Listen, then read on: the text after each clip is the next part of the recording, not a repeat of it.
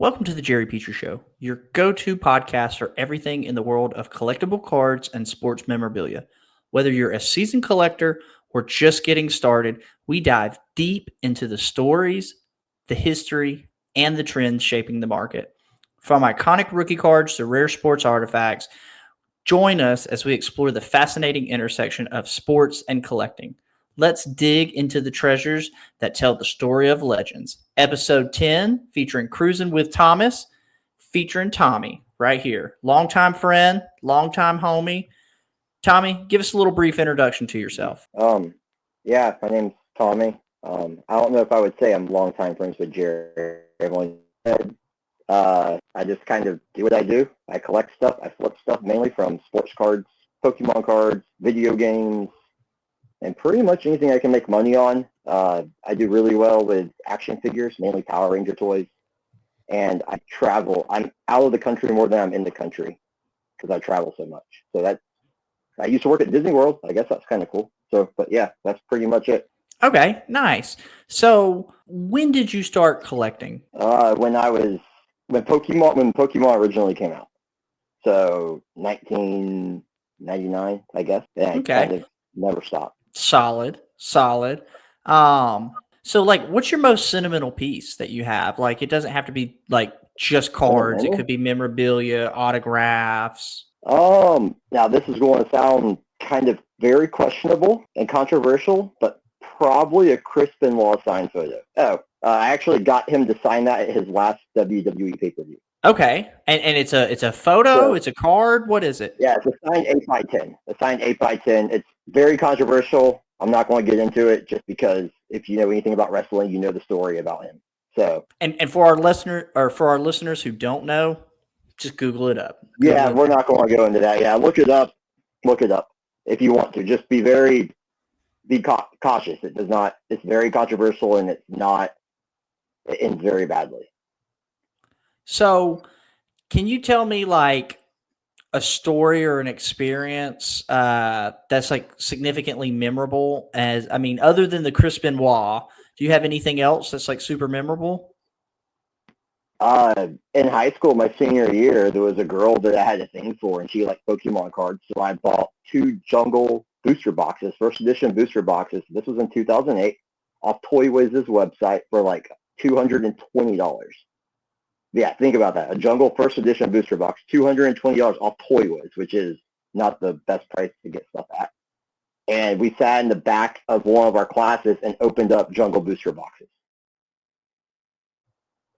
I hope you got a date out of that. That would win over a lot of people's heart. Awesome. I did eventually, but now that box is worth like $20K, and I'm like, crap, that was not worth it. So I still have one month, actually. That's fair. That's fair.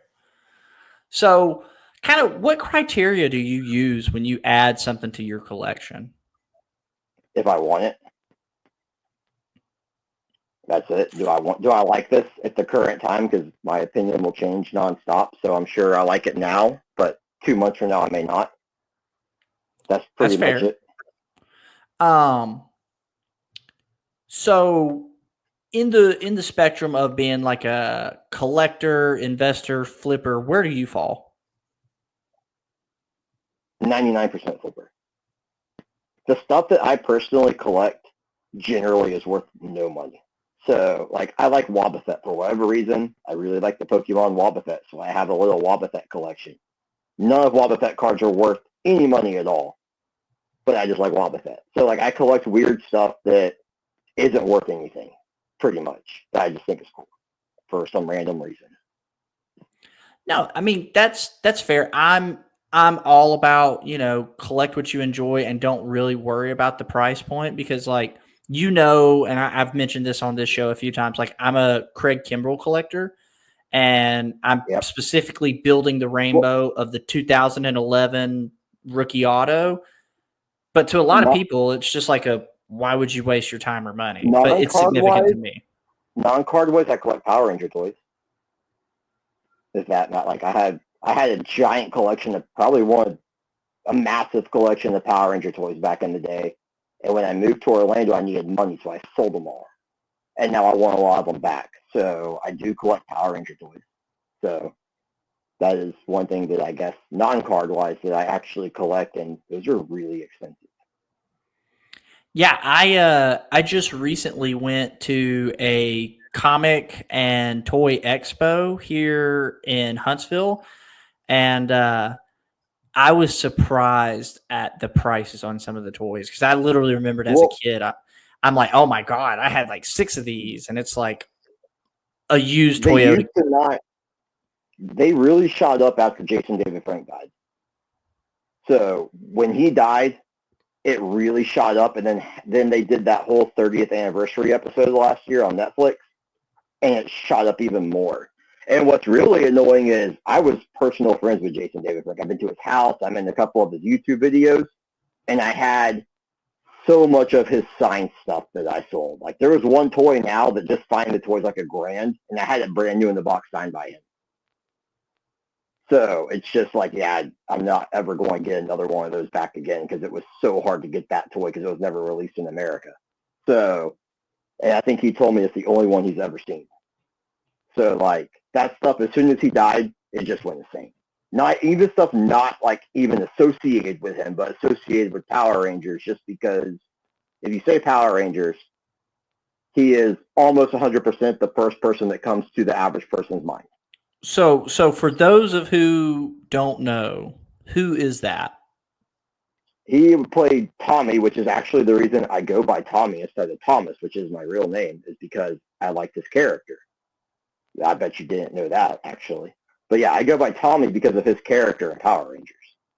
So he was the original Green Ranger, then White Ranger, then he turned into the Red Ranger for a couple seasons, then came back as the Black Ranger. If you know anything about Power Rangers, you know Tommy. Like, that's the one person you know. If you even watch the show, you probably know who Tommy is. So, but like he is the show. Like he is the show in terms of the average person. Now there's more to it, but that's just the average person's way they would view it. So one of the things that I really, so I, even though Tommy's going to question it, I've been friends with Tommy for a while now, and I believe we actually met at a Walgreens searching for the same pack of Pokemon cards. Yep. Yep. One of the things that I think is really interesting with Tommy is he travels a lot. I would, That's what right. would you say, like once a month you're on a cruise ship, I try Tommy? to. I would say on average I go out of the country once a month. There's some times where I don't go 1 month at all, but the next month I'm gone for 20 days. But I would say on average it's once a month. So part of why I wanted Tommy on this show is because he has a super interesting strategy, and I kind of thought that my listeners would benefit from this. So Tommy, kind of give us the rundown. How are you doing all this traveling? So people Also, think that feel I free actually to have a ton plug of the money. YouTube channel too. Cool. So people think that I actually have a lot of money, and that's why I travel a lot. The truth is, I have very little money. The reason I'm able to travel is because I gamble. And you're like, that's a dumb idea. Why would you gamble when you don't have any money? Well, that is true, and always gamble with money that you can afford to lose. So basically, money that you would spend going to a concert or buying a pack of cards or going to an amusement park, that should be your gambling money. You don't ever gamble with actually money that you can't afford to lose. So that's first of all what you have to do. But the way it works is basically I travel for cruise ships mainly. You can hit my YouTube channel, Cruising with Thomas. I do have a gambling focus though. So I do have a lot of videos about how slot machines work, slot education stuff, and all that kind of stuff on there. So casinos, when you gamble, it doesn't matter if you win or lose, they want you to come back. So how do they get you to come back? And it works the same with land-based casinos. They will give you stuff like free hotel nights, free airplane rides, Super Bowl tickets, or F1 tickets, UFC fight tickets, free dinners, free shows, or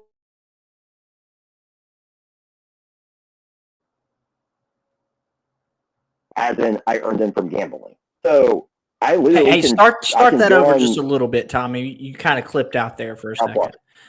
Start at the Go back to it. land-based casinos. Okay.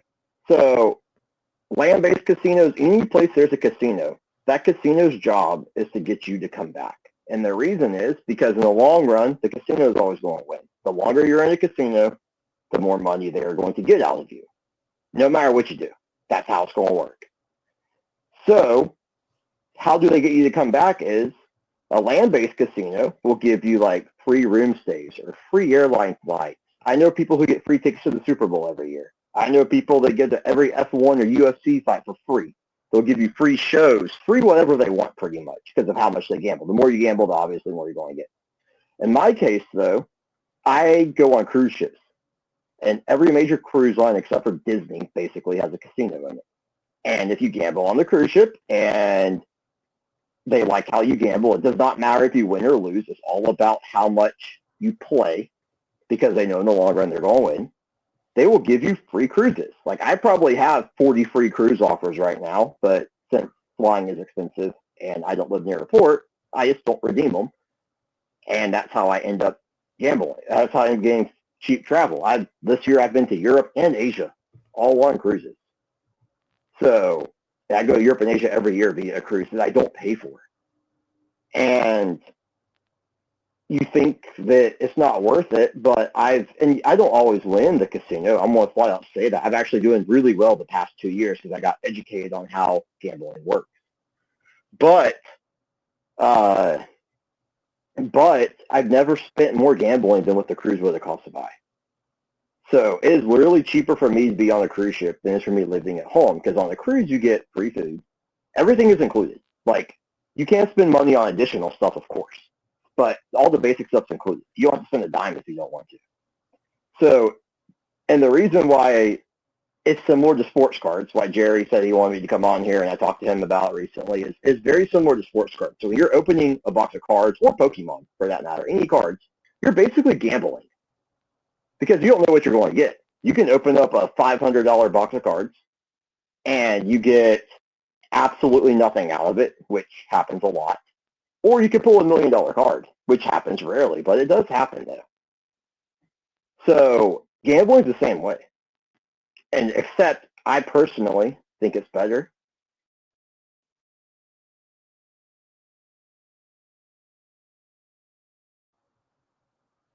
Related thing entire world. They have very strict regulations. Hey, start that back over. Why you think it's better? You're lagging out just a little bit. Oh, really? Yeah. Okay. So why I think it's better is, so Jerry, I know you don't buy sealed product, correct, for sports cards or Pokemon cards, right? You buy singles. Pretty much, yeah. Why is that? Just because I have terrible luck and I know that I'm going to waste my money and make free kids packs. Okay. So would you buy more boxes of sports cards if you knew on average, and not Panini on average where they just make it up as they go, but it was actually with proof and regulated by the federal government that you will get 90% back of what you buy on average from a box, and it is regulated by the government, and the price does not adjust by market. If a box of Prism comes out for $500, that box is $500 no matter what. And on average, you will get 90% back on your box.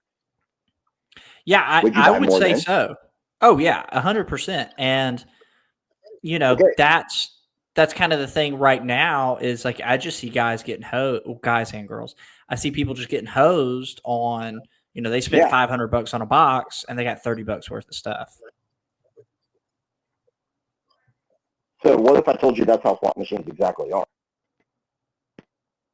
They're the same. What I just described is how a slot machine works. Exactly. Let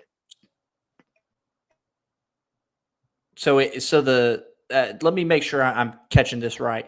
So the slot machine itself actually is, I spend $500, you're getting 90% of that back, or am I interpreting that correct? That's on average. In a way. So that you're interpreting it the way that someone's just learning about it. So a slot machine, it's going to be that percentage back on average through the entire life of the machine. So say there's a machine that is in the casino for 4 years. By the end of that 4 years, that payback percentage has to be within 10% of that 90%. It has to be. Like, it is regulated, it has to be, or else they get there's a whole other issue that comes up with the gaming commission. So it has to be within that 10% of whatever the payback percentage is set to. Now, that doesn't mean that Jerry or me can go to a slot machine with $10, play 10 $1 spins, that means you're going to end up with $9 because we're not sitting there for the entire life of the machine. There's also going to be swings. So I could put $10 in and hit for $25,000. I could put $25,000 in and lose everything just because it's a whole lifespan of it. But it is regulated, and also not just how the slot machine works. A casino, on average, a good casino, there's going to be some really bad ones out there, but a good casino is generally going to give a slot player 80 to 90% of what they play back in comps in some way, shape, or form, whether that is a free room stay, a free cruise, Super Bowl ticket. They're going to give you something like that back of what you play. It doesn't matter if you win or lose. So that's how I do it. And so quick interjection I think here. It works really well. Are you only playing slots? Do you play poker? Do you play, like, what all are you playing? So I mainly play slots, and I do play a little bit of table games. I'm learning. I play roulette from time to time. I really want to learn baccarat. That's the game I want to learn because in the casino, I believe that is the highest percent to get your money back is baccarat as the best player advantage overall. That's why if you go to a casino, you're not going to find baccarat for less than $100 a hand because it's so good to play. But I don't have money to play. Yes, I don't have money to play $100 a hand though, so that's why I don't play it. But there's a lot of people on YouTube I watch that play, and I mean they'll do $25,000 hands of baccarat. So the reason I choose to play slots is because I care more about getting my comps, which is the free cruise and all that stuff. And you earn more comps back via slot machines and table games because that has the highest house edge. Now, there's certain different styles of slot machines to play. You might walk in and see slot machine A, slot machine B, and assume they're the same. Completely different on how they pay you back. Slot machines are leveled with volatility. The lower volatility ones are ones that are more conservative, where you're not going to lose as much, but you're not going to win as much. And those are the ones that I play because my bankroll is always super small. Because I don't have a lot of money I can lose playing the slot machine. So I generally will have a budget of $400 or so for a whole week-long cruise. Let's just say that. $400 is all I'm going to gamble with. By the time it's all said and done, I might win or lose 10 to 30% of that, up or down. It just depends when it's all said and done. But I would have cycled probably $40,000 through the slot machine. And I only either win or lose 10 to 40% of that overall. That's really good, which means I'm going to get really good comps back to me in a way. And I get to have fun doing it because I enjoy doing it, which is the most important thing. Don't do it if you're not having fun with it. So kind of tailing this back to cards. Okay.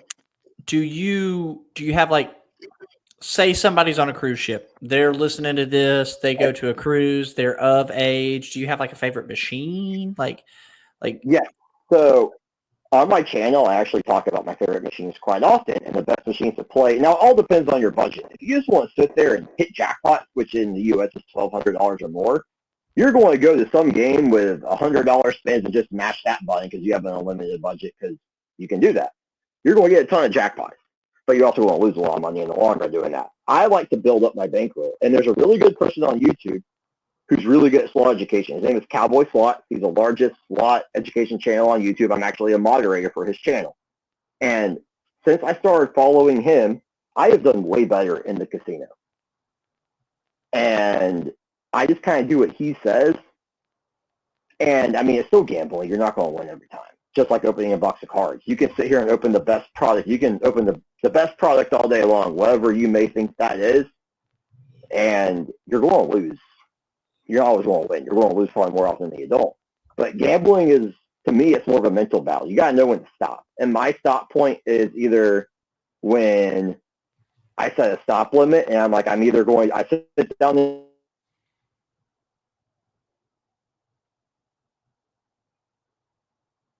Now, Hold on, the slot Tommy. machine. You're cutting out a little bit. Start me back over at the slot or at the stop limit. Okay, so when I get on the slot machine, the first thing I do is I evaluate where I'm at, and I'm like, so I'm starting this with $100. I'm going to play till I get to 200 or down to 50 on this machine, and then I'm going to take a break. And if I hit real big, I'll reevaluate where I'm at. So you have to set stop and start limits, and that is super important. What do you want, dog? So that's what I like to do. And controlling your budget, because gambling is mental. That is what I do. And also when I stop having fun. I'm not going to sit in a casino no matter what and just push a button because I'm not having fun, even if I'm winning. Like, that should be your first step. And I know a lot of gamblers. I talk to more gamblers than I talk to non-gamblers. And we will all tell you, it's just like, when you stop having fun, just stop. You can leave. If I'm on a cruise, I'm going to go to a show, go to the water parks, or go do whatever I want to do for a few hours and come back. The casino won't go anywhere. If you're in Vegas, go see a show. Go to a restaurant. Go get food. Go people watch. That's one of my favorite things to do in Vegas. There's some weird people out there, and you can see it all in Vegas. So that's what I like to do is take breaks. Taking breaks is super important because also I don't think you've been to a casino before, correct? No. So in a casino, When we went generally, to Chicago, a bunch of the guys left the National with money they made, and they took it straight to the casino. So Now, generally, casinos have no windows and no clocks. And the reason for that is because they don't want you to know how long you've been in there. They want to keep you stuck in there. They don't want you to look at the clock like, I've been here for 10 hours, or look out the window and see it's dark when you started, it was light, or vice versa. So taking breaks is super important because when you're at a casino, you can get in a whole mindset where it's like, I can't lose. I'm having fun. Push button. I'll get that money back. When you take a break, you reset your mind from it. And that's super important. So even if it's a 5-minute break, just leave the casino and you'll reset your whole mind. You'll start thinking straight because it happens all the time. You've done it with sports cards. I got lucky. I've been doing it right now. I got a bunch of packs I've been opening for sports cards, and the first pack I opened, I hit some rookie snakeskin soccer guy out of Prism. I don't know anything about it, but it's a rookie snakeskin. Then the next pack I hit some guy in Argentina numbered to 10. So I'm like, oh, man, these are great. I got to continue to open them. And then, of course, what happens? Every other pack is terrible. Oh, yeah. So, and you could have stopped and you're ahead. Same thing in the casino. So also in sports cards, we don't know if it's true or not, but absolutely wrecked by opening sports cards. Are you going to stop or continue? Like, if you go buy a box of Prism, it's awful. You going to buy another box? A lot of people will. Because that box can't be a lot of people will. I mean, listen, I've seen guys at the shop where they drop $600-700 on a box and get nothing and go, let's just rerun it again. Yeah, I used to do that. And casinos are the same way. People will dump money into a slot machine and they think it has to hit. It has to pay me what I just put 20 grand through this machine. It gave me nothing. It has to give me something eventually. Fact of the matter is, it absolutely does not. And mentally, gambling is a mental thing. Once you get that mental thing done, it makes you see a whole different picture of it. And I can speak of that clearly. I could show you win-loss statements of my casino years through Royal Caribbean's casino, which is where I gamble at. I could show you my win-loss statement, and you'll see one year I lost 20 grand, then I lost 15 grand. And then the next year, it instantly went to positive 10 grand, positive 4 grand, positive 15 grand. The reason is because I got educated and I learned all this stuff about how it works. And the only thing I'm doing different is being smarter. So like, going back towards kind of what you were talking about earlier, you said you did cards, you did toys. I believe you also do video games, right? I do. That was actually how I started with video games. That's how you started into the flipper, because Tommy's full time on eBay too. So that's the other caveat here. It's Tommy's full time gig. So since you've been in the hobby for so long, kind of, how has it changed in the last 10 years, or last 5 years? Oh, shipping's terrible. When I first started on eBay, I could ship a 4-ounce video game anywhere in the country for $1.57 with tracking. Now I'm lucky to get it for less than $5. So that's the first thing, is how high everything has gone up, and it's insane. Changing otherwise, a lot of people, video game-wise, the digital market has killed a lot of the video game stuff because people can just sit at home and buy it digitally. They don't have to wait for shipping. They don't have to worry about breaking a disc, losing it, etc. So with the video games, like, do you have any like video games in your own personal collection? Not really. I've had multiple Nintendo 64 complete sets 5 or 6 times. I've had a couple complete set of GameCube games. I ended up selling them all. I've had a couple Dreamcast and Sega Saturn complete sets. Now I have a complete set minus one game of a TurboGrafx set. And the one game I'm never going to get because it's like a $20,000 game. And I can get one. I know a guy who has 4 or 5 copies. He'll sell me one. But I'm not going to spend $20,000 on one video game. So. And you said that's called TurboGrafx? TurboGrafx 16. Yeah, it came out late 80s, early 90s. And it basically was meant to compete with the Nintendo, the Super Nintendo, and the Sega Genesis. And it was way ahead of its time. It's way more popular in Japan. It's called the PC Engine in Japan. And you can find a lot more stuff over there. But it has a small library. Everything on it is expensive except for like 3 games. Even the sports games are like $30. Really? Yeah. And it was the king of the shmup. So if you know what a shmup is, do you know a game like Raiden or where you're an airplane and you shoot stuff coming at you? Yeah. It's the king of the shmup. That's what it got famous for, was shmup. Shoot 'em up is abbreviation for shmup in the video game world, so that's what we call it. But yeah, it was the king of that. So if you had TurboGrafx, you had a lot of shmups. So That's what it was known for. It did not sell very well. It didn't last long because it was incredibly expensive even back in the day compared to other video game consoles. But yeah, it's a system no one really knows much about, at least the average person. Video game people do. But you go into like the best video game stores you see, they might have 4 games for it. Like, it's just that hard to find games for it because they're just, the people who have them won't get rid of them because they're so hard to find.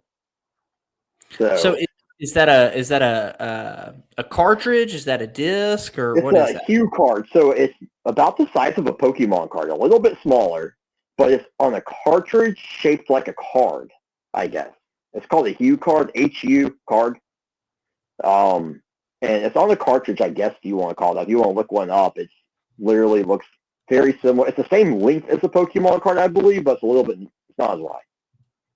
And there is a CD format as well, the TurboGrafx CD, which came out later down the road, and that's just even way more rare than the regular TurboGrafx because it came out at the end of its lifespan. It's super expensive and harder to find.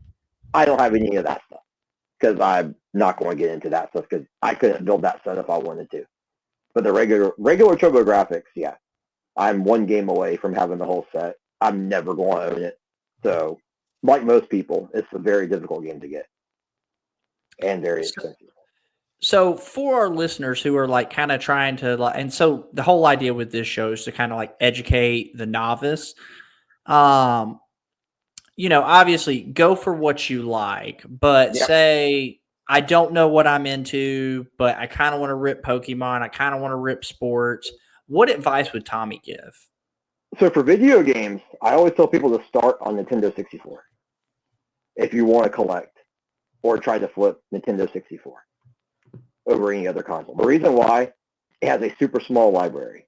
It's like 360 something games. It's a really small library compared to these other games. 80% of that library you can buy for less than $5. And the stuff that is actually expensive, so the Marios and Zelda, all that stuff, those prices have not changed in like 5 years. They roughly stay within 10 to 20% of where they're always at. So you're not going to lose money if you do it. Now, and there's only 3 really expensive games to get. You got Clay Fire Sculptures Cut, which I know Jerry has tried to buy a couple of times. That is the most expensive game to get. It was a Blockbuster exclusive.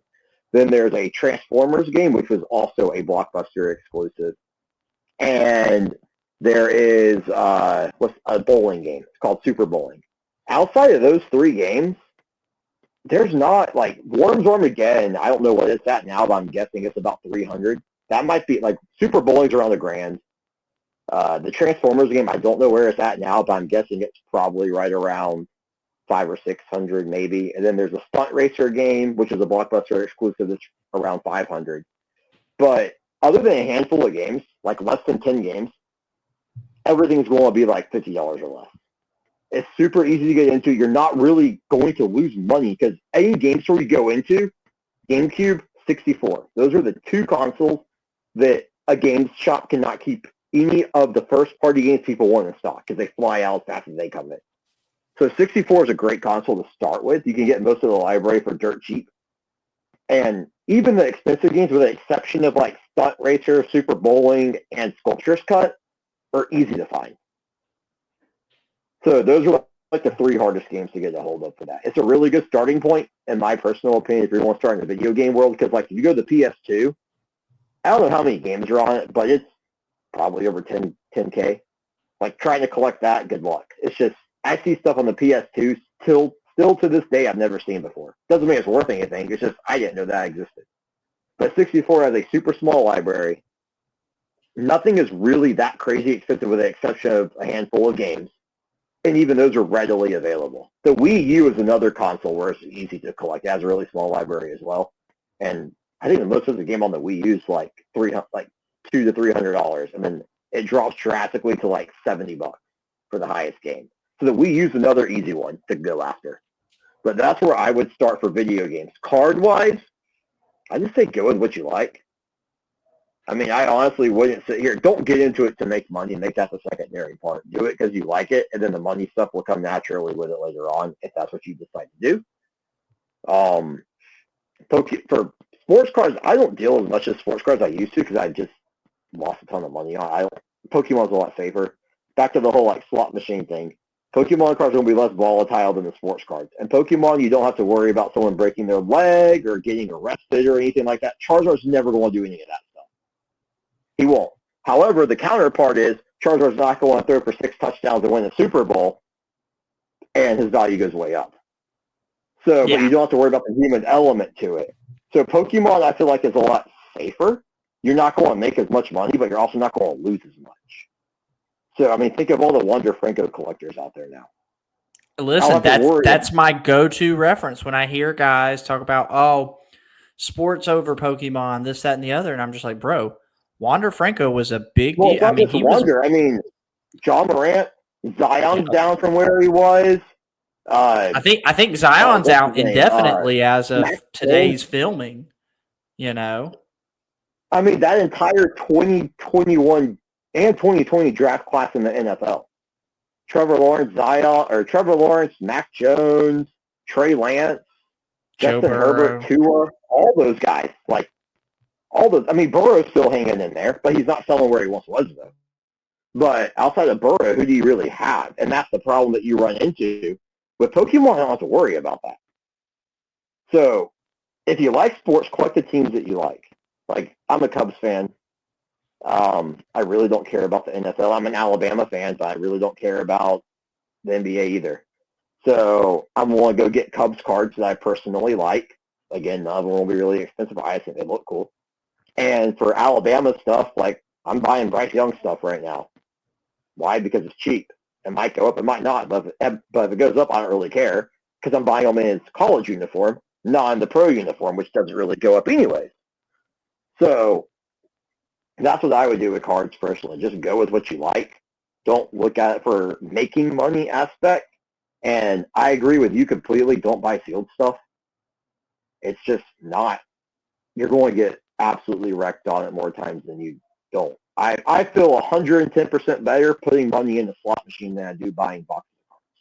Hands down, I will buy easily. Like, I look, with the way the economy is and everything, I save money being in the casino than I do when I'm not in the casino. That sounds terrible to say, but that's the actual truth. I do much better in a casino than not being in a casino. And card-wise, I used to go to our local shop up here. I mean, I was there every day buying boxes of stuff back in pre-COVID, actually, before the hype went on, when prices were still somewhat affordable. I remember buying Prism NBA boxes for like $200 not that long ago. And there still wasn't really much making money in it. I didn't lose as much as I would buying a box of Prism now. But that's how I would view that in terms of that. I would definitely go with stay with what you like. Just go with what you like. If you like Pokemon, that's what Pokemon. If you like Pokemon and want to explore other TCG games, there's other ones to do that with. And another thing too is if you like Pokemon and sports like me, go look at the Topps Now stuff. A lot of people don't realize this, but there's a Ken Griffey Jr. card they released that's in the format of a Pokemon card. Same thing with Shohei Ohtani. There's a Shohei Ohtani. It looks like a VMAX card, and it's rainbow, but instead of saying VMAX, it says LA Max. And it looks just like a VMAX card. Those are super cool. And you can go get, there's numbers and autos. I believe there's autos. I know there's numbered parallels. You can go get base ones for $10. And that kind of fits your need of Pokemon and sports together. They do that stuff regularly. Or I won't say that regularly. But they do it, though. And a lot of people don't know it exists. So kind of next question, like with grading, are you doing grading at all? I mean, Absolutely now not. this is for cards, video games, Nope. whatever. Absolutely not. What? Yeah, tell us why. So I used to be hardcore into grading, but personally, first of all, if I'm going to grade something for me that I want to keep, I'm picking Beckett. I know a lot of people don't go with Beckett because they're too strict, but I feel like they do the best job in terms of consistency. I absolutely do not like PSA at all. And the only reason I would use PSA is I'm selling an expensive card on eBay. That way nobody can argue with me about the condition of it after they receive it because PSA says it's this, even if they'll try to do it anyways. But my reason why I'm not big on grading is because a lot of stuff now, if it's modern, a 9 is going to sell for basically the same as a raw card. Very similar. It might sell, some stuff might sell a little bit more. Some stuff might sell a little bit lower, but it's going to be pretty close to raw on average. The other reason I don't mess with it is because I don't even think these grading companies even look at the cards. I've seen numerous people upload videos of them cracking and resubbing the exact same card 10 times, and they get a completely different grade every time, ranging from a 4 to a 10. Like, I know you like PSA. A lot of people like PSA will say if you don't like what it grades, just crack it and resub it. So I think they're drawing numbers out of hats. I know you've heard me say that there's a guy drawing a number out of a hat, and that's the grade the card gets that day, especially at PSA. And I just don't, I don't care for it. So, like, if this is what I want to personally protect, because I don't want to get damaged, sure, that's a whole different argument. And there's nothing wrong with that. That's why I would pick Beckett, just because I think they do the best job overall. And if you happen to get lucky and get that black label, which I've gotten quite a few, it doesn't matter what the PSA 10 sells for. You can name your own price. Yeah. So I much prefer Beckett, if anything. I also have used CGC before. And CGC, I mean, recently I was looking on their site, and it's $11 a card and 5-day turnaround time. And if I just have something that I just want to get slabbed real quick just to protect it, that's who I would pick for that. But no, I'm not a big grader at all. I will say, though, I might do a little bit more grading just because of the GameStop thing, because they make it so much easier and it's cheaper. Even if you have your own PSA membership, GameStop pays for all the shipping. Yeah. So yeah, they're charging you an extra $1 per card than what you could do it for with your membership. But when you save on all the shipping, though, that really adds up. And you can use store credit, like GameStop trade credit, to get your cards graded. So, I mean, I haven't done that. I'm probably not, but if I would do, that's how I would do it. I would just go straight to GameStop. The GameStop gets a lot I hate, but I'm friends with a lot of the GameStop managers up here. I know the district manager pretty well. And the ones up here, the store on University, I drive up here at least, I would trust them taking care of stuff for me. So that's where I would go if you're local here. Go to the University Drive Store, do the PSA stuff. Gary's the manager there. He'll take good care of you. So he's a card collector himself. So he actually knows how to take care of stuff. He grades stuff on his own. He has a massive Magic the Gathering and One Piece set collection already. And he's actually I think that's kind of the big concern that a lot of people have had with the whole GameStop thing. Yep. Is is this a card collector on the other end taking care of my stuff? So I think that provide some level of reassurance out so there. I don't know where a lot of your viewers are at, but if you're in the Huntsville area, go to the GameStop on University Drive. Gary's the manager. He's actually going to be at the Huntsville Sports Show with me at my table. He wanted to come. He knows a lot about, he's not advanced into Pokemon and sports cards, but One Piece and Magic, though, he knows all sorts about that. And he knows how to take care of his stuff. And he has really expensive stuff himself. So he understands all that. I would find your GameStop store, just ask the employee working there or the manager if they know anything about this stuff. And they tell you no, I go find another GameStop to do that. Because I wouldn't trust them with that. And they do have to take pictures, and apparently it's super transparent. I haven't done it yet. Because, again, I'm not really integrating just because I wouldn't pick PSA unless I'm trying to just resell it at them and get an easy 10 because most people will tell you that it's easy to get a 10 with PSA. So, but I haven't done that. I haven't graded anything of my own in over like 2 years. Now, I have sent some stuff off to SGC for some people because they asked me to do it for them. I actually need to do that right now. I got a buddy who gave me a pile of stuff to send off for. So I actually need to actually do that, which I haven't yet. But he gave it to me the other day, so I got to get that done because he likes SGC.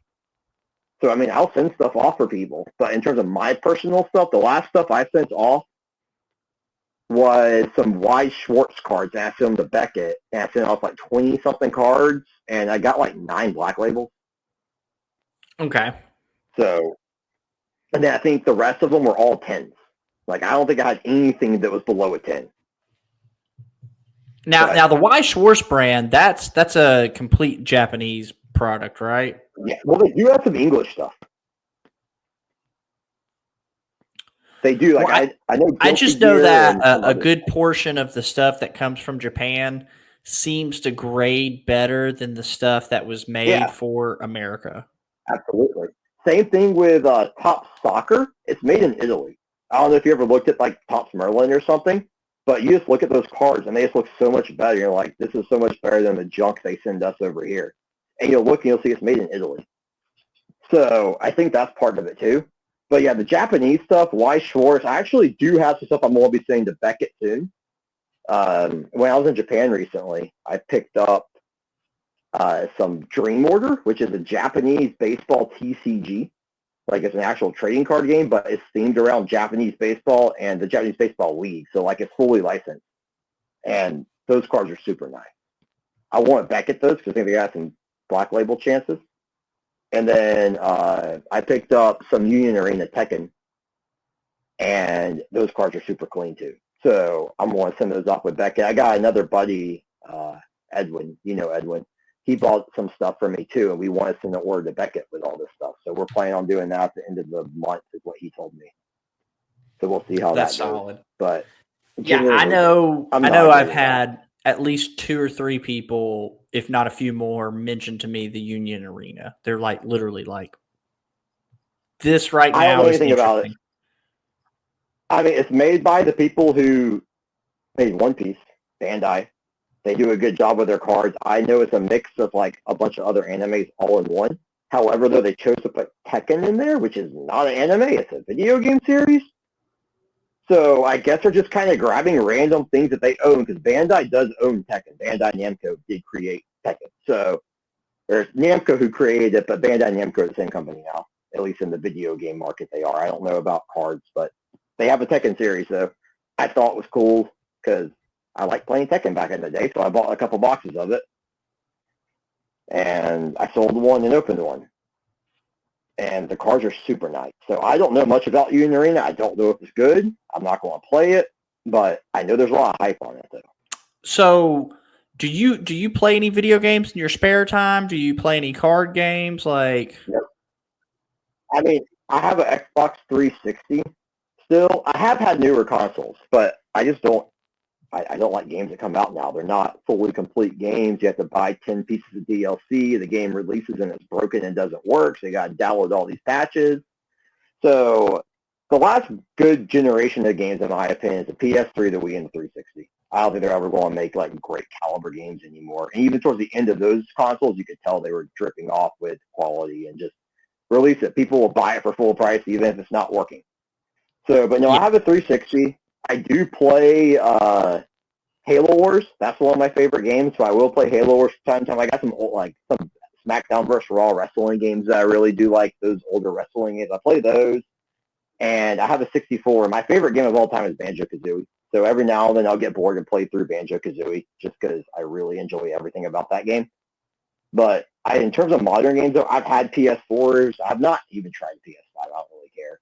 But I've had PS4. I've had Xbox Ones. I've had them, and they become doorstops because I don't play them, or I use them to play games that are on the 360. I'm like, why do I have this? I can play this on my 360.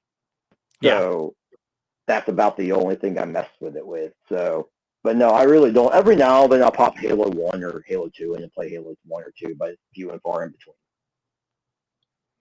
Yeah, Halo was my feel-good game back in the day. So, That now, was, I what was did it, pick up swords and shotguns or whatever? What was that, Halo Matt? 2 is where you could use the sword. You couldn't use it. It was in if only aliens could use it in there. Now, I actually did pick up a Japanese copy of Halo when I was in Japan for like 60 cents. It was 100 yen, which is like 60 cents. I had to have that. But yeah, and then I did actually, I did just lie on that. When I go to Japan, I do typically buy a Switch because the airplane ride is not fun. So I will buy a Switch, and then I will buy like 2 games that I want to play. Actually, they're on my Nintendo account. I download them digitally because they're not available physically, and I'll just play those games. And then when I come back, I sell the Switch. So I will pick a Switch up every time I go to Japan, just for that reason, because the airplane ride is. I think one day I spent. I had like a 40-hour Saturday one day because the time changes. Like my Saturday was literally 40 hours long because of how the time changes work that day. And I'm like, yeah, this is terrible. So I did buy a Switch for that. But outside of that, though, no, I don't mess with any modern games at all anymore. I tried to. I don't find them entertaining. Okay, so kind of going back to the card market, what are your feelings? Are we doom and gloom? Are we hopeful? I mean, I know a lot of people are really upset with Fanatics purchasing a bunch of the licenses and stuff. Kind of, where do you fall on that? The first thing you said, doom and gloom, you should have stopped there. That's where we're at. I mean, sports card wise, Pokemon wise, Pokemon's gonna be Pokemon. So it's not going to go away. I wouldn't expect anything to change really that. Now, I do think it's incredibly ridiculous people are paying this much for a Umbreon or this new Pikachu that's out. The prices of those cards should not be anywhere near that high. But for some reason, people are paying that, so I guess they're that high. Sports cards, though, I think are absolutely on the bottom going out. Just they've outpriced themselves of the average person. So the average person does not have money to go buy $1,000 box of cardboard. And then now with all the ridiculousness of nil contracts and this guy can only have autos with our company, like that, why would you buy a box of Prism football? I mean, Anthony Richardson, who's now benched, like, why would you? Everyone is not in there auto-wise. I know you don't buy Prism for autos, and you generally buy it for color and stuff, but this thing is a giant checklist. It's just buy singles. Like, absolutely. I would not buy any of that stuff. It just doesn't make sense with how expensive they are. Now, if they were back to pre-COVID prices where I could get a box of Prism for $250, sure. I could buy a Blotch for $20, absolutely. But there's no, like, why would anyone spend this amount of money on these cards, though? Like, it just seems like they're dooming themselves. And prices keep going up. Like, have you not noticed every year it feels like a box of Prism or a box of Top Series Flagship or Chrome goes up in price every year? Even if the draft class even the rookie class isn't as good, it goes up every year. And then you got Tops over here, and I used to like Tops a lot more before Fanatics bought them. But Chrome, in the regular Chrome box, you used to get 2 autos per box, and in a jumbo you got 5. They lowered that down last year to 1 auto per regular and 3 per jumbo. And then the price like tripled. And then they also took away, I don't know about Chrome, but I know in Flagship, they took away, you got 1 less card per pack and 4 packs less per box when they changed it. I don't know if I think they changed it last year. It might have been this year, but there was it used to be 24 packs in the box with 12 cards or 11 cards per pack. Now it's 20 packs per box and 1 less card per pack. And the price goes up. So to me, that's absolutely like, why are we supporting this? Like, why are we buying this stuff? Yeah, well, and kind of to expand on that, not only are they more expensive packs, are they less cards per pack, but then they're also increasing the parallels every year. Yeah. Yeah, Every year. I mean, that used to be a Panini thing. Like, Panini used to always be the worst at that. But Topps definitely is giving them a run for their money on that now. Panini used to be just like all the non-numbered parallels in Panini is insane. I was actually opening some soccer packs today, and as I said earlier, I got those 2 really good cards, and every pack had a different parallel in it, and none of them were numbered. I'm like, I opened 20 packs. Every pack had a different parallel, but not one was numbered other than those select few. Like, how many unnumbered parallels do we need? Now, was that a And retail product or a hobby it was product? mega boxes. It was mega boxes, but still, though, that's still ridiculous, though. Now, for our listeners, So, a mega box is a retail product. So what is it that, is like $50, $60 for something around there, yeah. yeah. 50 or 60 in the store. So, yeah. I mean, it is a retail product, but in my mind, they're all the same. So, like, to me, they're all the same. A hobby is just a fancier retail version. You're still going to probably pull the same. You'll probably get the same value out of a hobby box as you do a blaster box these days. You're just guaranteed that, or not even a Panini, I'm guaranteed. You're just going to get. They say you'll get these autos, but normally they're not even worth getting. Yeah. Yeah, I've met a lot of guys that have told me they're like, "Oh man," because I'm not anti-ripping because I realize that's how I'm able to buy singles because people rip the product, right? But I have guys all the time that go, "Oh, well, just spend more money, and when you get the hobby stuff, you're going to get better stuff." And I'm like, I don't necessarily know if Okay. that translates. Okay, so using that logic, why don't you tell people to go to a casino instead of betting $10 to spend if they didn't win, they're going to bet $1,000 to spend, and maybe they'll win there. Yeah. Like that's the same logic. So no, that's a really dumb idea. Just spend more money. You'll get lucky. Eventually, sure, you might, but how much money are you going to lose trying to get that one thing? Yeah, I think one of the stories that I thought was super unique between us is I had gotten the Marcus Rashford Kaboom off of you, and Tommy had pulled that. I want to say from I think you pulled it the first time from a hobby box, then at 9.5 from Beckett, and then I traded Tommy a bunch of retail product and some money on top, and then he hit the same card out of the retail products that I Yeah, traded. so that run that I had with Prism Soccer that year was insane. I remember I pulled a Color Blast and a Kaboom in the same pack 3 times. And they weren't hobby boxes. They were the, Was it I mean, they H2O? were, but yeah, it was like the H2 or whatever they call it for Fast Break is basketball.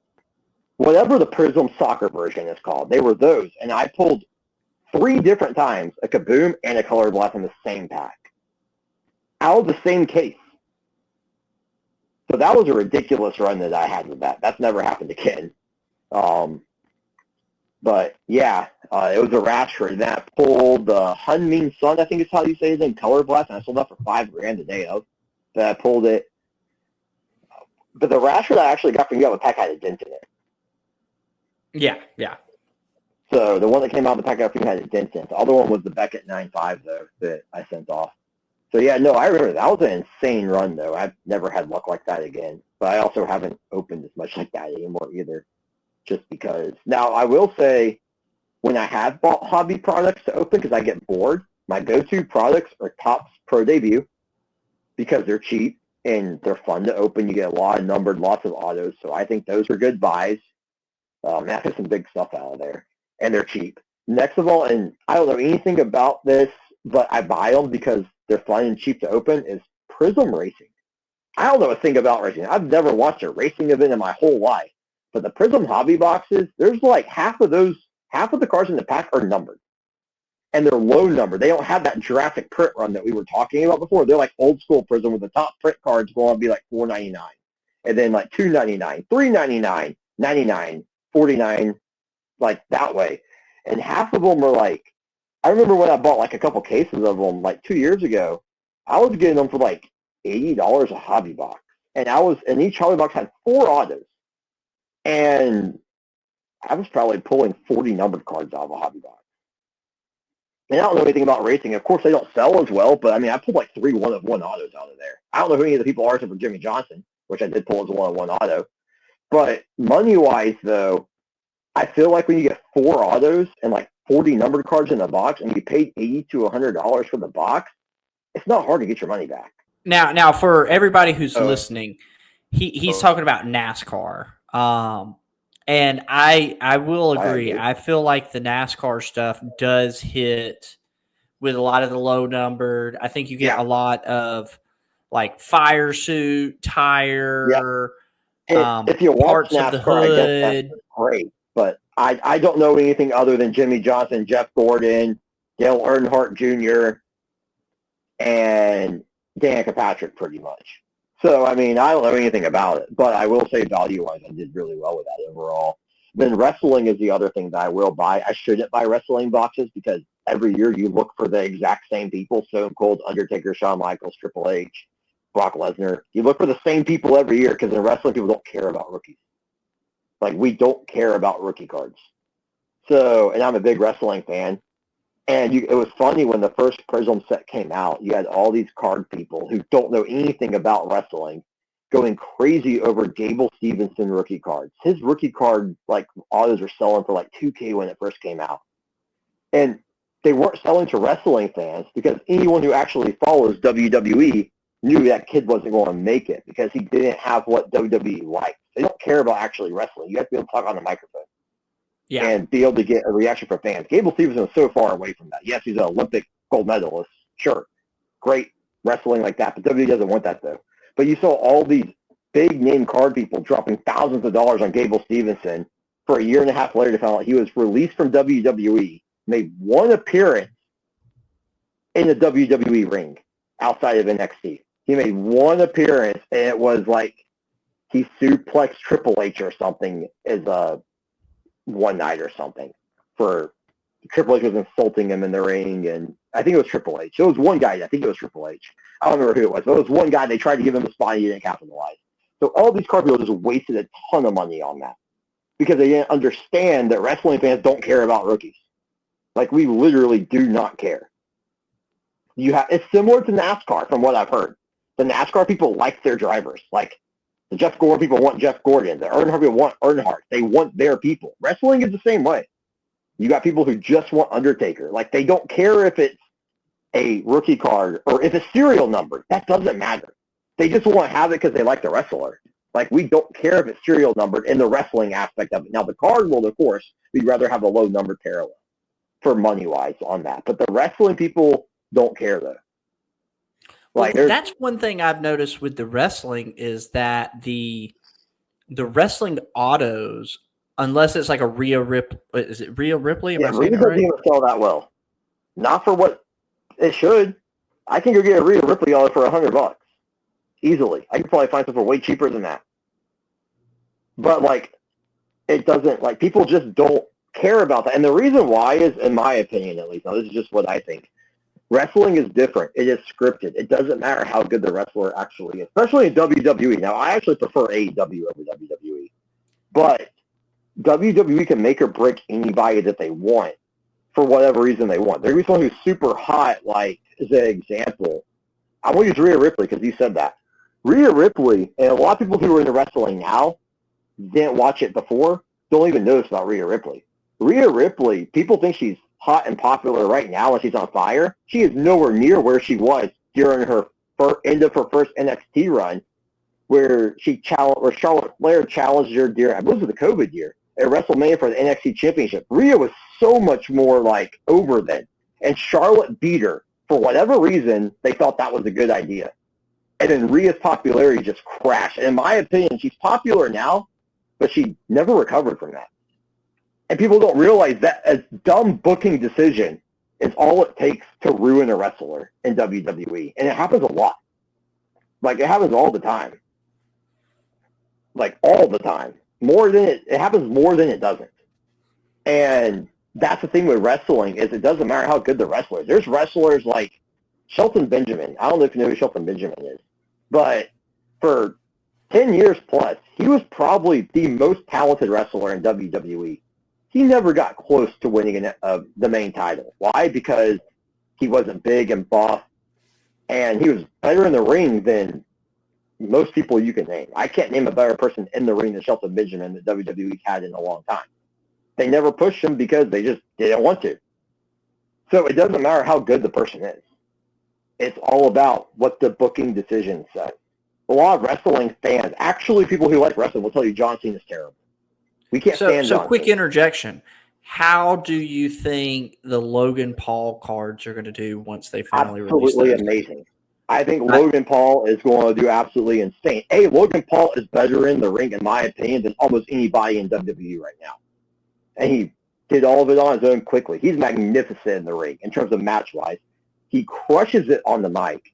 And the thing with WWE is, I go back to the promos, you have to be able to talk.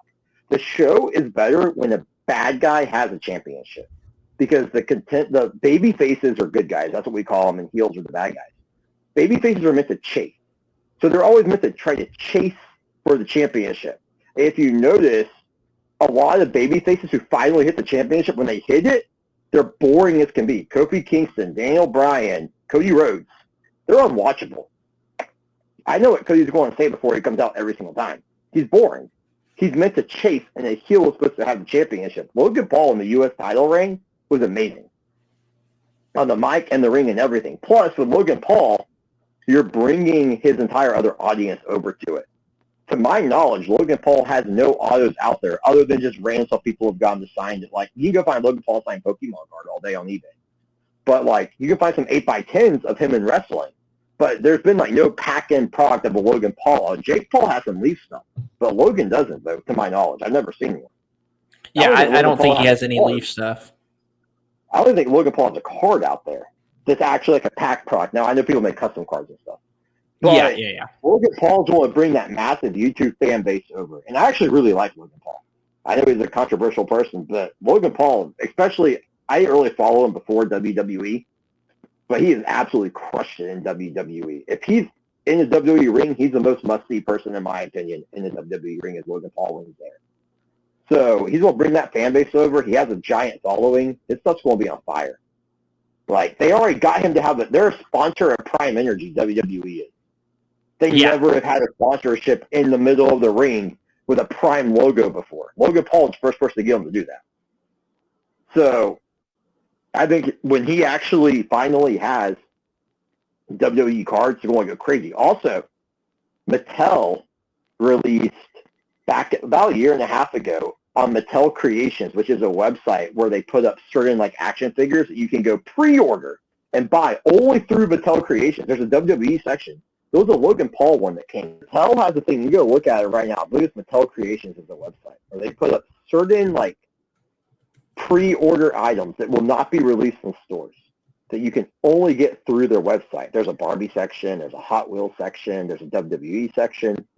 And there was a Logan Paul one that came up shortly after he signed in WWE. And they're normally like pre-order it now. It will release a year and a half from today. So it's not like get it in a few months. It takes a while. And they only print the certain number that were ordered. That Logan Paul figure was $100, if I'm not mistaken. And it's selling for like $400 to $500. So really? Yeah. Yep. Because that was one that me and one of my buddies like, we need to buy these. We need to buy these. And we never did because it was like the release date is a year away from now. And they're selling for crazy money.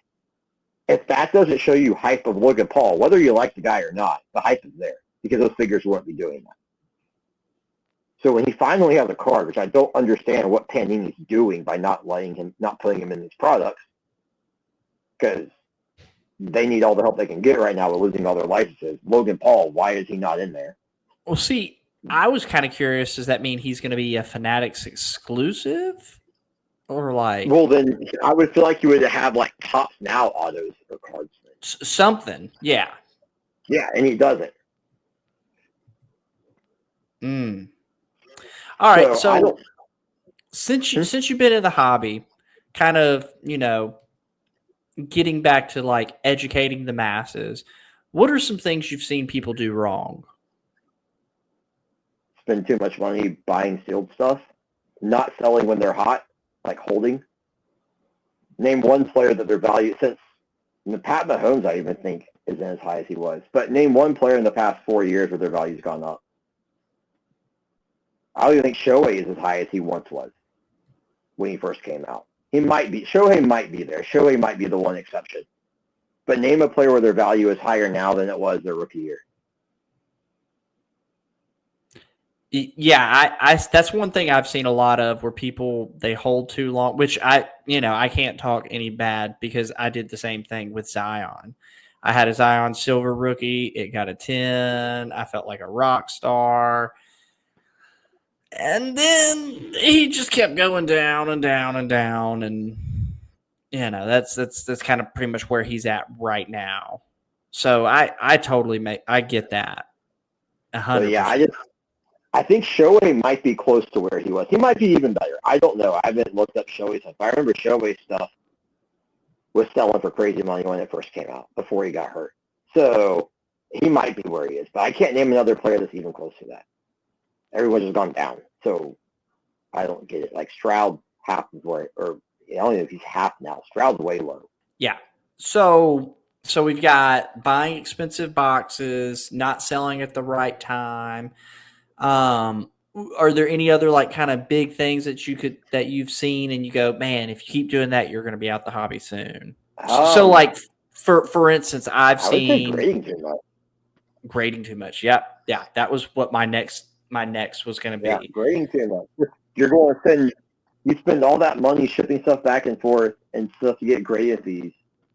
When all the biggest a 10, even cards that make a 10, you're really not going to make. There's cards now that sell for nothing raw because they're just commons, but the 10 they sell for $20. So you're really going to tell me you're going to spend $15 to make $5, hopefully? Like, I guess, sure. I don't know if that makes sense if you have the... I was going to say, I think we have a mutual friend that's a local here, and that was kind of what he did and found himself out of the hobby because he graded just every baby shiny, every, and just didn't know what to do with it, didn't know how to sell it, Yeah. And right now, I'm kind of at the point where if I get it graded, fuck it, sell it graded, whatever. If I get it raw. See, and that's why I'm like, if you're going to grade, see, in my mindset with that is don't use PSA because their turnaround time is like a month or more. You can grade it with CGC or SGC for 5-day turnaround time for cheaper the price. If the value drops that fast, even if you get that premium for it being a PSA 10 over the other two companies, by the time you get it back, that card's going to be lower than it was anyways because it took so much more time. Yeah, I would agree. I think the first to market is a really big deal as well. Which that's why I just flip stuff raw, especially like say the set drop. That's how I look at it. Well, no, I mean that's kind of where I'm also at this point in the hobby myself because that was like, all that WNBA stuff. I was picking up stuff for $1 and flipping it for 10, 15, $20. Those same cards did that now. The other day with I went to our card shop yesterday, actually, and I found a Caitlin Clark. Now, it was out of the Caitlin Clark Blaster. I found the Caitlin Clark Razzle Dazzle card. Now, that came out for blasters that they made, so it was in her Iowa uniform instead. But it was $2. I took it home on eBay and sold it instantly for $18. I could have got more, but I wanted to keep it below that $20 shipping, though, so they're selling for like $25. Yeah. But I didn't want to do $25. By the time I do the shipping, it's just easier to do the eBay envelope for less than $20. But I'm like, that's what I do with it. And graded 10s, they were like $40. So I'm like, why would I grade this for $15 more? Like, it doesn't make sense. Well, so, and here's the thing: like the longer you have it, the less likely it is to increase in price. I mean, I've found, unless you're talking rookie auto, something super significant, generally, you're not going to do as well with the PSA 10 as you would have the day that you ripped it and just flip it right then and there. I mean, is my own personal opinion. Or send it to SGC or CGC for their 5-day turnaround time for $11 and you get it back faster. Now, it won't sell for the same as a PSA 10, but by the time you get the PSA card back, the market's going to drop so low that you might as well just done the other way. Yeah, I would agree on that. Now, kind of on the inverse of that, like, what are some things that you see that people are doing correct and like that we should see more of? That way there could be some longevity to the hobby. To be honest, not really anything. I mean, I don't see a lot going on that's been done correctly. I mean, Fanatics and Panini have killed it themselves. So why in the world, what has been done correctly recently that you say is improvement now compared to where it was? Well, let's talk consumer. You've got kids walking around the show. Hey, one of the things I say that I've seen done correctly is I'll see young boys, young girls, they go to the table and say, hey, look, this is a $20 card. I'm just trying to get 15 because I'm trying to buy this next thing and I'm off this much money. And, I kind of make the joke, but I don't see that pretty a much lot. little kids are always going to rip Jerry off at a show. It's like, I don't see that a lot. if it's a $20 card, I'm not paying anybody else 20, but the little kid who tells me that line and is genuine, he gets a $20 bill. See, I don't see that a lot, though. What I see more of is a kid come up to me with a card that another vendor sold them for $20, which is a $5 card. And they're like, this is a $20 card I got from that vendor for $20. And they're like, no, it's a $5 card, so that guy got you. Like, that's what I see more of than anything. Okay, so if we were going to give that kid tools, like, are you using Card Ladder? Are you using, what do you use to price cards? eBay and only eBay. I don't use anything else other than eBay.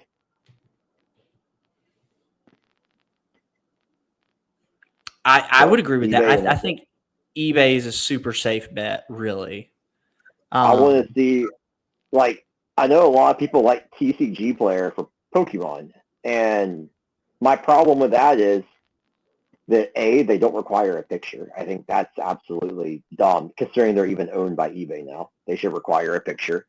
And then, B, most people don't even use the terminology of near mint, light plate, or any of that correctly. Like, I know I've talked to you about it, and a lot of the people who have been in Pokemon for as long as I've known them, they don't realize that. Did you know that on near mint, you can have 4 dents on your card? And by TCG standards, it is near mint. Most people don't know that. They assume a dent's damaged. Or if there's a crease in it, it's moderately played, according to TCG Player's own website. A lot of people crease damage. And then there's a whole group of people think near mint means it has to grade a 10.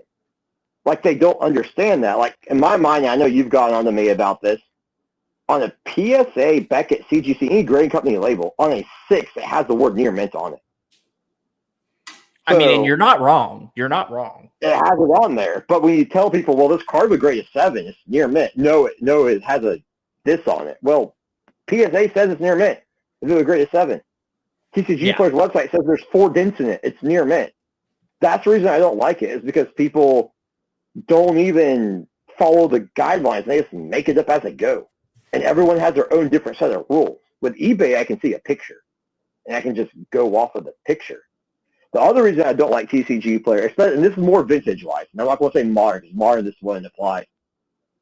Most of the vintage sales in the card world for Pokemon occur on eBay, not TCG Player. TCG Player only tracks TCG Player prices. They don't track eBay, like sold listings. So why am I going to go find the value of a card on a website that doesn't even have anywhere close to the market cap of that card? So why am I going to use TCG Player when it says that my Shadowless Charmander is a $20 card when I can buy one on eBay for $4? Yeah. And I can see a picture of it. Like, I think that's incredibly stupid. People reference TCG Player for that stuff. Or they'll say the market price for this Gold Star Pikachu is $1,500, and there's one listing when I can go find 50 listings on eBay.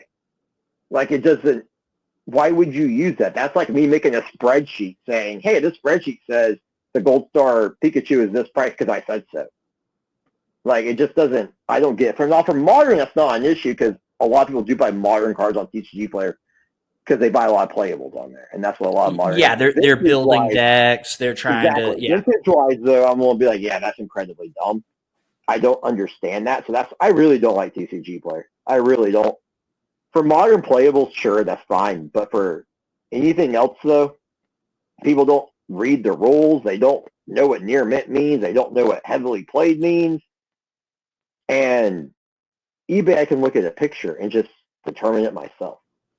So I just feel like that's a way better thing to go about it. If I was TCG Player, I would remove the word near mint and replace it with pack fresh. That's what I would do. I think. But even on the pack fresh thing, though, I mean, how many times have you gotten a pack fresh card and it's crimped or for Pokemon? Now for Panini stuff, absolutely. But for Pokemon, I can't tell you how many cards I pulled out of a pack that would grade less than a 6. I don't think I ever have. Unless if I bought a pack that was like physically been stomped on or something. But as long as the pack isn't like destroyed when I open it, which I would know is going to be bad because it would have physical damage on it. But if I just go to the store and buy a pack, I can't tell you how many times I'm going to get a card that would grade less than a 6 out of Pokemon. Panini, sure, because that stuff's all over the place. But for Pokemon, no. I would replace the word near mint with pack fresh. And then you ask someone, what does light played mean? They can't tell you. Like, I got 4 friends up here who are hardcore into TCG Player guidelines or whatever, or not even guidelines, they use that terminology. And I'll ask them, what does light played mean? And then they can't really tell you. It's like, well, we looked at it, and if it has this little bit of whitening on the back, I'm like, no, that's not what it means by their website. Like, it's just not consistent, and that's my problem. Like, it's not consistent. Yes, it's easy to look up prices because you just type a card in, and it shows you a market price and as low as. Sure. It's the lazy way to look up a card price. eBay, you have to scroll and look up pictures and filter through all the listings that aren't of what you're looking at because people list everything under Charizard. So so that's by far my most annoying thing with Pokemon on eBay is anything that you look up in the world of Pokemon, they are going to write Charizard in the name somewhere, somehow, listing, description, character, and it will always pull up the wrong thing. And it's incredibly annoying. Yes. Now, same thing with that said right now with the WNBA stuff. Like the WNBA stuff, doesn't matter who we're looking up. Somebody puts in Caitlin Clark. It's so annoying. Yep. So here's what I would say to that. And I don't know if you can name someone in our city who has more eBay selling experience than me. There might be someone out there, but I don't know who they are because I've been on eBay that long and I have massive number of sales and feedback and everything. I know most eBay customer service supervisors on a first name basis. That's how much I've talked to them in the past, and they know who I am. They will tell you that it is our job, and I think it's ridiculous. It should be their job to report those listings where you see that because they do have a automatic checker in place where it's supposed to catch that.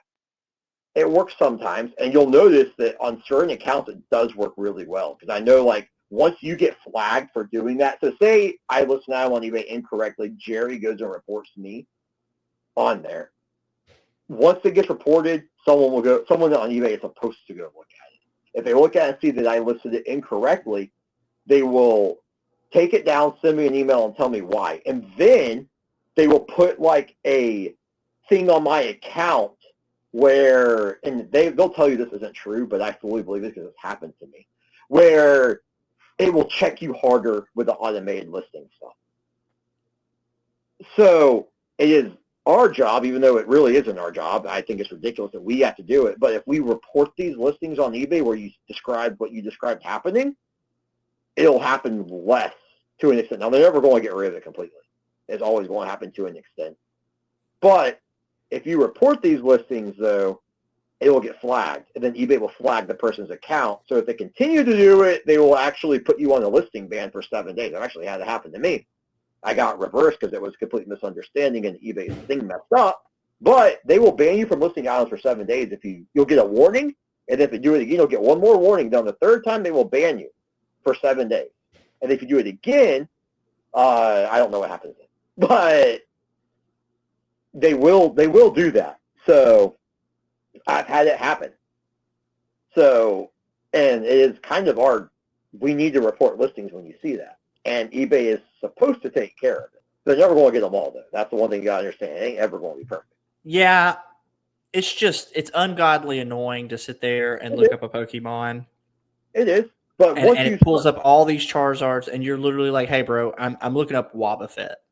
I'm looking up, Once you do it long enough, though, you kind of just know what prices stuff generally is. Like, you don't need to look stuff up as much because you just know, like a base set Charizard, it's going to be anywhere between $150 and $400, depending on the condition.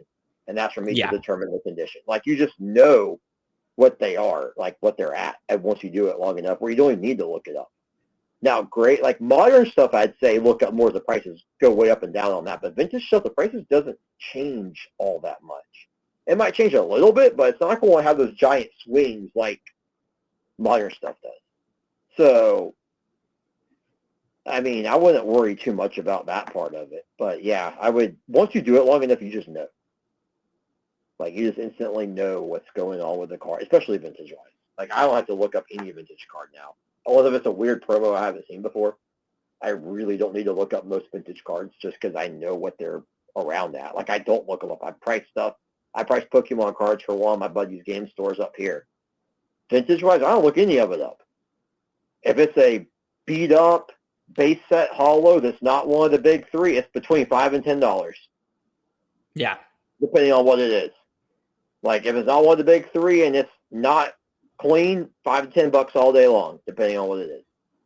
That's just how you easily do it. Same with Fossil and Jungle. If it's not a Evolution in Jungle, $5 to $10. For Fossil, if it's not Gengar or Dragonite, $5 to $10 if it's beat up. Now, cleaner's going to be a different story. Yeah. But for the average card that comes in, most of that older stuff's not going to be clean. So you don't have to worry about that too much. Well, Tommy, man, I really appreciate you coming on. Kind of give us a rundown. Where can we find you on the internet? You know, what platforms are you selling on? So my eBay is Lord Tommy Stuff. I do have Instagram, same name, Lord Tommy Stuff, but I really don't post anything on there just because I'll respond to messages. You message me, you can find me on there. But I really just don't post a lot on there. I got when I was experimenting with what. But Facebook, just under Tommy Mahesh, and then YouTube under Cruising with Thomas. And I don't just do cruise ship stuff on YouTube. I do casino education stuff, explain to you how you should play slot machines and what games to play when you walk into a casino. I also have videos up of like stuff in Japan, how to make money in Japan, how to make money while you're on a cruise ship. Like there's a video I put up of going to one of my favorite stores in Japan recently, where I show you a tour of the store, the stuff I bought, and how much money I made off of buying it there. So I do that kind of stuff. Theme park stuff. I used to work at Disney. I'm big into theme parks, so I got some theme park stuff on there. And, of course, cruise ship stuff. So I do a little bit of everything, though. But definitely, if you want to make money, I've opened Pokemon cards on the Glacier before. That's on my YouTube channel. So, like, no one else has probably done that before, but I've done it. So I do that kind of stuff. I'm just kind of all over the place. But I will say of my videos, the casino stuff seems to do the best. Just, I do best on that stuff. Well, hey, Tommy, I appreciate you coming on, man. Everybody go shout out the homie. Like, go give him a follow. And just remember, this is the Jerry Pitre Show, your go-to podcast for everything in the world of collectible cards and sports memorabilia. Like, follow, share, subscribe. We out of here. Peace.